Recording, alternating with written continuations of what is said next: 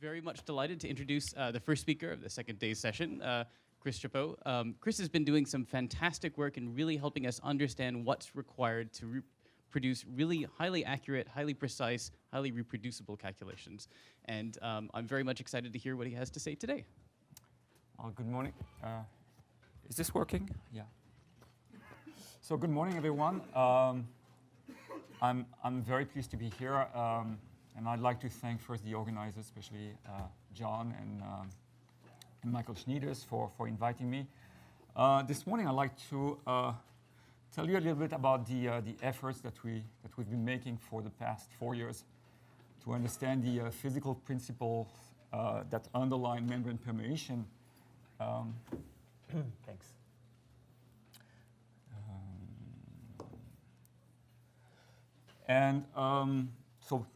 So we've been working on membrane permeation of small molecules, and I would like to tell you a little bit where we currently are. Clearly not yet at the point where we can sell a tool to predict membrane permeabilities. What I like about this workshop is you don't feel obliged to put a lot of glitz and glitter. You can actually tell when you meet problems, kind of express these problems with the community. So let me start with a recap of what I've been presenting in the past workshops, and just give you an idea where we stand. So hell is paved with the best intentions. Our motivation for doing this work was actually the problem of drug attrition, and we were kind of hoping, maybe fooling ourselves, that we might play a role in this. So you may know these numbers that only 15% of the molecules that enter clinical trials receive eventually marketing approval. In anti-cancer drug, up to 95% of the drugs tested in phase 1 trials will not reach marketing authorization. And though PK, pharmacokinetics, has become a lesser contender in the field to battle lower drug attrition, predicting permeability and bioavailability as upstream as possible in lead discovery remains in principle of importance in the pharma industry.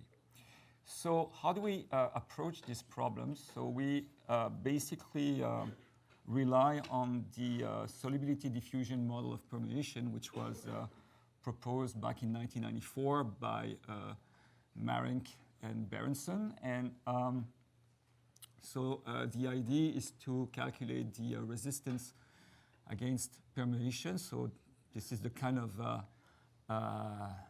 molecular assay that we're using, so a simple bilayer.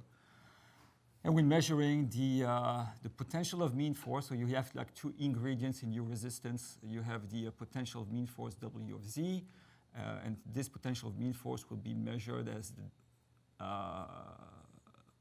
let's say along the projected distance, Euclidean distance between the center of mass of the permeant of the substrate and the center of mass of the lipid bilayer. And the other ingredient is the diffusivity. And so once you have the resistance, of course, you have the permeability. Now, I'm not making any claim on the choice of the reaction coordinate model, which is evidently a very simple and ad hoc representation of the reaction coordinate. But this is the best we can do at this point. So how do we calculate the potential of mean force? Everyone has its own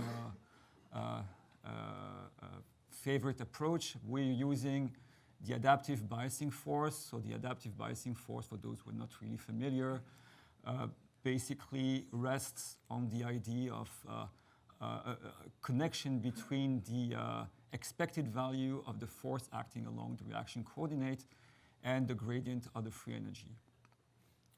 And again, there is no miracle. I don't believe that there is a miracle importance sampling method. They are all, whether metadynamics, umbrella sampling, adaptive biasing force, they are all plagued by orthogonal degrees of freedom, or what Wei Yang calls hidden barriers in the orthogonal space. And for that, I mean, there are specific strategies that you can use. Like in this case, we have a multiple walker approach, whereby you kind of spawn replicas on your free energy landscape to improve sampling along your reaction coordinate. So that's for the potential of mean force. The second ingredient is a little bit more delicate. This is the diffusivity. What we do here is, so basically the scheme that we're using is consistent with the hypothesis of a Brownian propagator. So we discretize motion here, and then we're following this recipe. So we have, from the adaptive biasing force simulation, we have the trajectory along the collective variable, and we also have the bias. I mean, the biasing force that comes from the from ABF, which we collect. And so now we're gonna pick some trial parameters. And so these trial parameters are the potential of mean force, although we don't need to pick the potential of mean force, just a sanity check. I mean, ABF gives us the potential of mean force. And we also pick the diffusivity. And now, so as I said here, we assume a Brownian propagator. And then we calculate the probability of the trajectory given the parameters, and then we apply Bayes' equation. And in a sense, basically what we do is we inverse solve the Smoluchowski equation, and now we get the probability of the parameters given the trajectory. And we optimize the parameter to yield the greatest probability using a Metropolis-Hastings criterion. Now this is all nice, but then we realize after a while that so if we plot the diffusivity for different lag times, we see that there is no consensus of this diffusivity profile as a function of the lag time. Incidentally, I put here value. So what you see here is the diffusivity profile obtained from methanol crossing a POPC bilayer. If you look at the diffusivity that we calculate, we really overshoot. I mean, with a classical force field, a macromolecular force field like CHARM, we overshoot the self-diffusion of methanol in tip 3P. We also overshoot the self-diffusion of water in water. So that's kind of a challenge. I mean, going back to the talks that we heard yesterday, and it's kind of an incremental challenge in the sense that we're not only targeting thermodynamics quantity, but we're also targeting kinetics quantity. So maybe we're asking already too much to the force field. So going back to the lack of consensus in the diffusivity as a function of the lag time, what we see here is actually the diffusivity as a function of delta T at different positions in the lipid bilayer. So when we are far from the interface, so basically we are in the bulk, then of course we don't see any dependence on the lag time. Whereas when we are in the middle of the bilayer, there is actually, as you can see here, there's actually a slope, so that the mean square displacement along the collective variable is no longer linear with time, but is actually a parallel of time. So this time dependence of the diffusivity is kind of a hallmark of a non-diffusive, in this case, subdiffusive regime with actually long correlation in space or long correlation in time, or both actually. So what's the physical origin of this anomalous diffusion? So as I said, in water we have, when the substrate lies in the water phase, we have a linear behavior. But now when we are in the bilayer, in the middle of the bilayer, so when I say linear behavior, that kind of translates to a Gaussian distribution of the probability to go from z to z plus delta z, right? At z at time t to z prime at time t prime. Now, when we are in the middle of the bilayer, that's a different story. So we have a superimposition of two regimes. We have long weights of a very nearly immobile substrate. And then occasionally we have long jumps, which you can see as some kind of a Levi flight. And so if I want to put this in a picture, and here you have a little movie, and what we show here in purple are the formation of voids. So we have, by virtue of this long time scale for the relaxation of the chains of the lipids, they move very slowly, very sluggish, but occasionally they leave space to create voids. And when the substrate fills the void, and it enters the voids and diffuses very quickly within the void until the void closes, and then waits and waits and waits, which corresponds to this cusp in the distribution of the probability to go from Z to Z prime. So we kind of formalize this and we call that the fractional solubility diffusion model. So it's a fractional version of the Smolnikovsky equation, which gives you two things. It gives you the fractional order, and as you can see, the fractional order is close to 1 in water and 0.65 in the middle of the bilayer. It also gives you the fractional diffusivity. Well, so this is all nice and dandy, but as John Chodera asked at the end of 2 years ago, so at the end of the day, I mean, does it even make a difference, and does it even matter? Well, so I kind of, made a hand-waving argument. I say, well, first, quite disappointingly, numerically for small permeability, it doesn't make much of a difference. I mean, it's not like it's changing a lot, the numerical value. From a theoretical standpoint, I kind of believe, maybe, I'm a bit corny on this, but if you have a correct method, then I think that you should use it, especially if you want to cook up approximation and cut corners once you fully understand the underlying physical principles. But at least you should try to use the correct method. So are these very expensive calculations any useful beyond the academic world? So that's kind of yes, yesterday I was a little bummed down, talking with people from industry. I mean, is it really useful what we're doing? And thanks to Woody Sherman, I mean, I got convinced that yes, it might be useful. Certainly when we don't have the compound. When we have the compound, then you can use cell lines and high throughput cell lines. But when you don't have the compounds, then it might be useful. But what we're doing is far from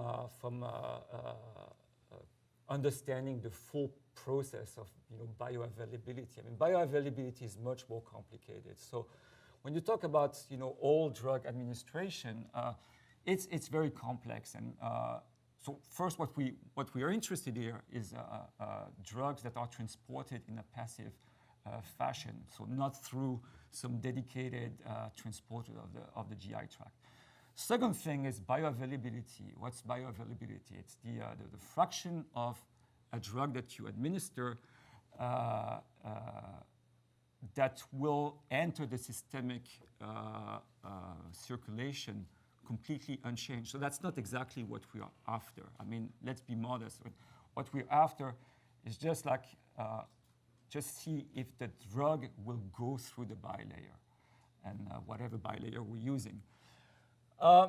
So third, for protein ligand binding, it's rather clear what the experimental observable should be. So as a basis of comparison with theory, I mean, we can compare with data coming from ITC, and it's less clear for membrane permeability. I mean, every company has its own favorite cell line. I mean, some use CACO2, some use MDCK, some use RCK, some use PEMPA. And there's even not an agreement between in vitro assays and in vivo assays. I mean, sometimes they disagree blatantly. So it's a relevant question to ask. I mean, what should be the basis of comparison for our calculations? So let me illustrate this with three drug-like molecules that we've been working on with a POPC bilayer and then with a POPC bilayer with 30% cholesterol. So we chose these molecules because they have different properties, and certainly they give you very different free energy landscapes, which are kind of difficult to reproduce accurately.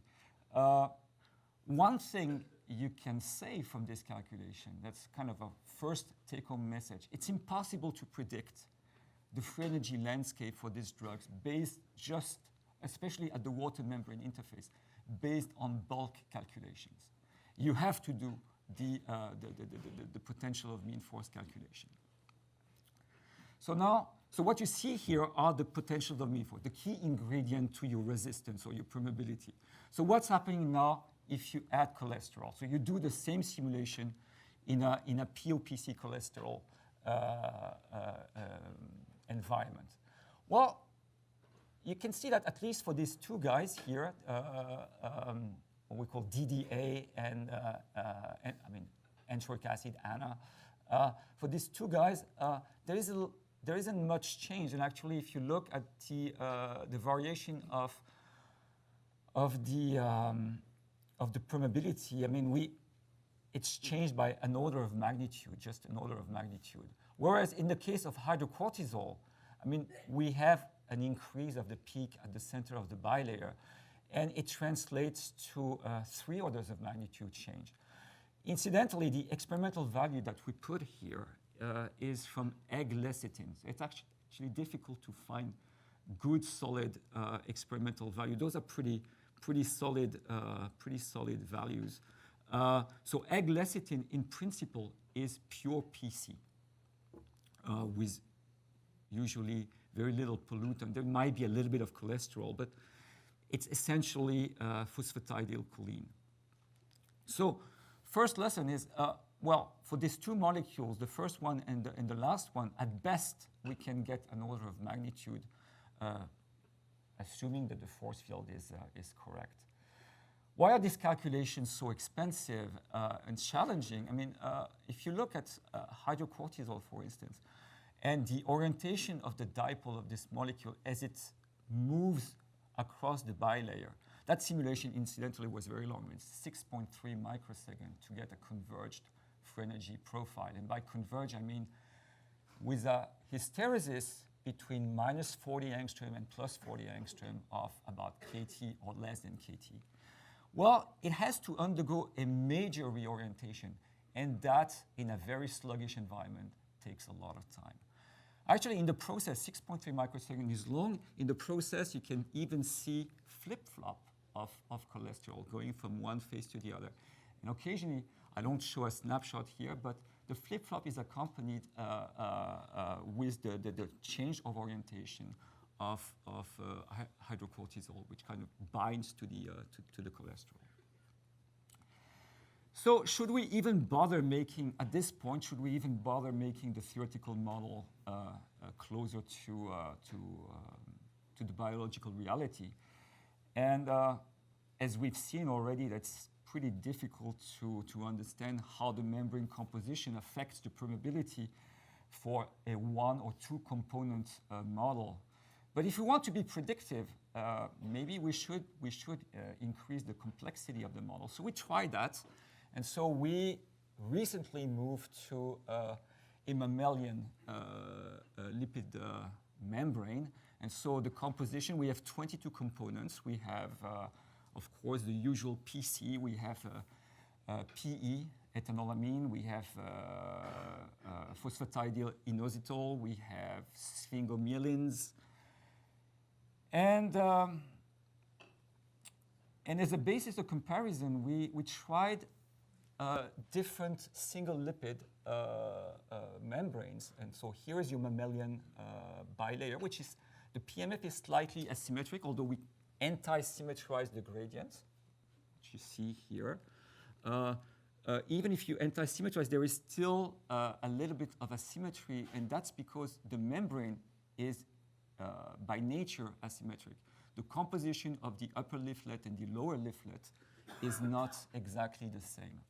So what you can see here, looking from DLPC to mammalian, we have indeed an effect of the membrane composition on the PMF, which certainly will impact the the permeability. Incidentally, I didn't mention that, but the permeant that we're using here is very simple. This is ethanol.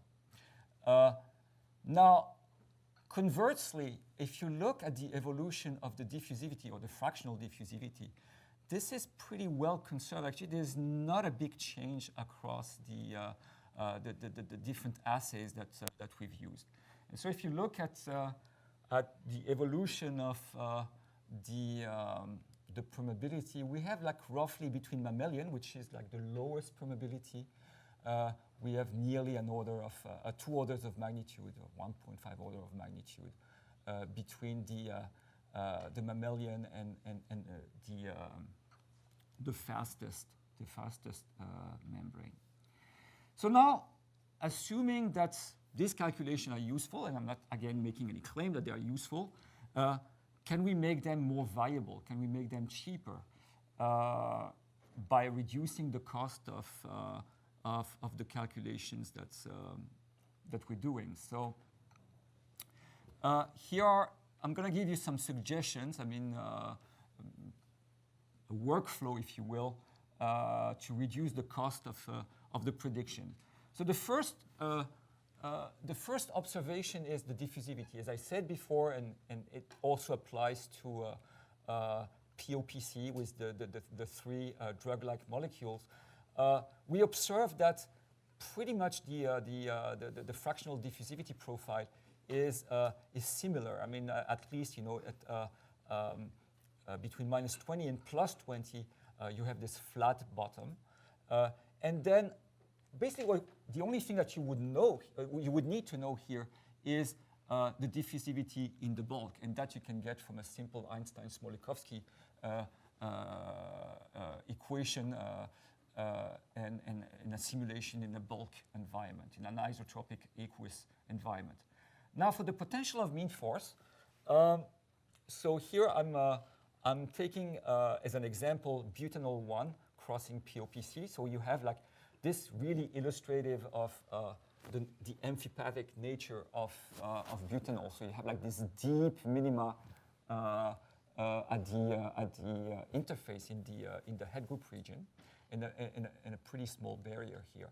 So we think that we can model that with only 5 points, one of which would be a simulation in bulk water to anchor the PMF. So we did that. Actually, we added 1 point, 1 extra point, kind of an overkill, but we really don't need this extra point. I think that 4 points, so basically you work with your membrane assay and you fix in space your permeant at different position along Z, and then you do your typical alchemical transformation. You make your substrate disappear and appear. You do it both ways. And then you can use a cubic spline fit. We kind of like to use the Akima cubic spline. So in this case, there is a systematic shift upwards. But I mean, you have to look at the scale here. I mean, we're talking about like 0.1 kcal. I mean, it's really difficult to exactly match maybe we can do it better, but that was obtained with 40 nanoseconds each way, so per point, so 80 nanoseconds for the bidirectional annihilation creation of the substrate. And so, and then here's my approximation of the diffusivity profile. And so if I plug everything and I do my integration, I get 5.6 centimeter per second compared to the exact value of 7.3. So this is only one example. This is one data point. I mean, I don't want to do statistics with one data point, but I think that it's very encouraging that there might be hope to reduce the cost. So if we can go like from 6 microseconds to 400 nanoseconds, it's still 400 nanoseconds, but it's still better than 6 microseconds. So let me give you a few take-home messages. I mean, so what we can do, I think that we are at the stage, although we don't understand everything. I mean, obviously, like for hydrocortisone, I don't think that we fully grasp what's going on there, but Still, I think that with a properly parameterized force field, at best we can offer solubility, or based on the solubility fractional diffusion model, we can offer predictions of permeability up to an order of magnitude. I don't think that we can go any closer than an order of magnitude. It comes at a price. I mean, these simulations are expensive. I mean, we are in the microsecond, couple of microsecond, up to 6 microsecond regime. Beyond the academic walls, well, it's still unclear whether these calculations are useful, especially in the pharma industry. I mean, as is, out of the box. I don't think that you guys in the pharma world are ready to invest that amount of CPU to get one number, especially if you have the drug. I mean, if you have the compound, then you can go to high throughput cell lines. What we've seen here is that definitely the permeability depends on the membrane environment. So what's the meaning of, from a pharmaceutical point of view, what's the meaning of a drug that permeates egg lecithin or a POPC membrane compared to a mammalian membrane? That's not quite clear. And finally, what I've shown here is that you can reduce the cost of these simulations by turning to a more approximate model. I think there is hope there. I mean, and we want to pursue this avenue. And finally, the force field definitely remains the weakest link. I mean, as we heard yesterday from Chris Bailey, for instance, I mean, these force fields are still very rudimentary, and when we talk about binding free energy, we're already asking them a lot.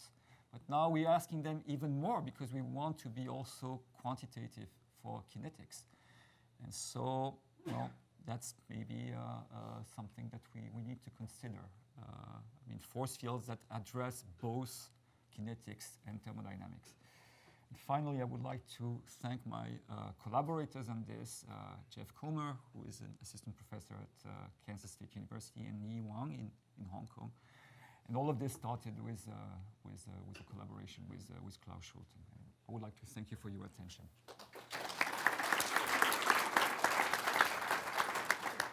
Very beautiful work. Questions? In the back. Go ahead. Oh, hi, Chris. So I have a question because I read about the mammalian membrane. The charge is a symmetry, right? And intracellular is slightly more positive than extracellular. So does that mean, like, when you work on drug molecule that has group that will be ionized, like carboxylic acid, your PMF will be very asymmetric. In the mammalian cells, in that case, if you run FEP, you really have to take the data points from both sides, right?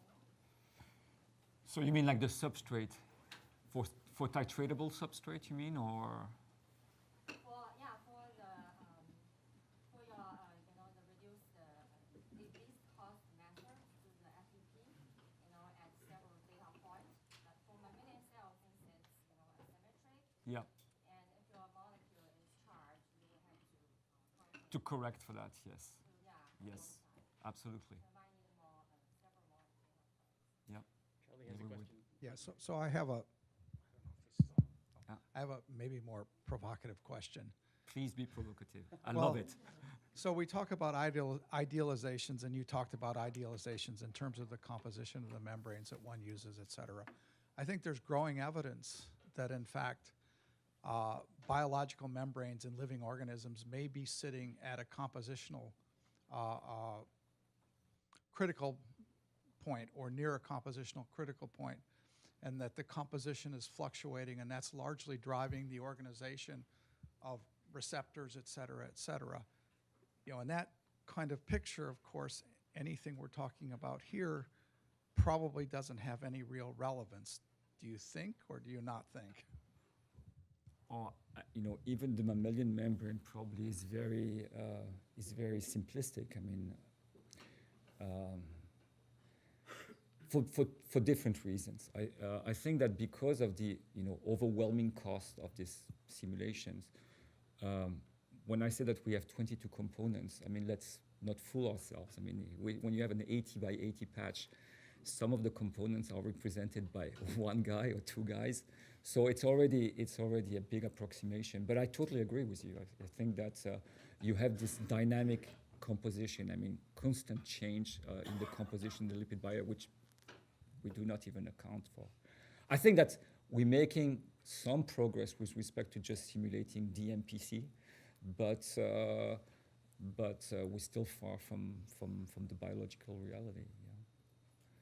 Yeah. And you know, to this point, I'm not even sure. I mean, I like to hear people from industry telling me, you know, I mean, you're completely crazy. I mean, I would love to hear that. I mean, you know, go home. I mean, stop doing this. One quick question from Darren. Sure. Just to kind of follow up the theme, I mean, this is really, really interesting and rigorous work. One of the things about studying processes like this that I'm curious about and I don't know about is sometimes when we study these things, we're interested in providing some insight, some guiding principles about what might actually be going on that are not directly observable experimentally. Were there some motivating kind of principles that you're interested in sort of pursuing in order to try and... Yeah, I mean, I think that one of the things that we learned in the process, and again, going back to the question of John 2 years ago, I mean, it's not like a game changer for, you know, the big picture, but we definitely learned that permeation, at least using the collective variable that we're using, which is rudimentary, does not obey Markovian dynamics. In fact, it obeys a sub-diffusive regime, which can be handled by fractional Smolikovsky equation. So that we're kind of happy in a sense, but it's kind of, for pharma, this is not going to change anything, you know, whether it's fractional, not fractional, they couldn't care less. But for us, I think that we learned something. I mean, definitely by using this very rudimentary collective variable, we learned that it doesn't follow a continuous time random walk. Yeah. We're going to have to save the rest of the questions for Chris for the coffee break, so let's Thanks. thank him again.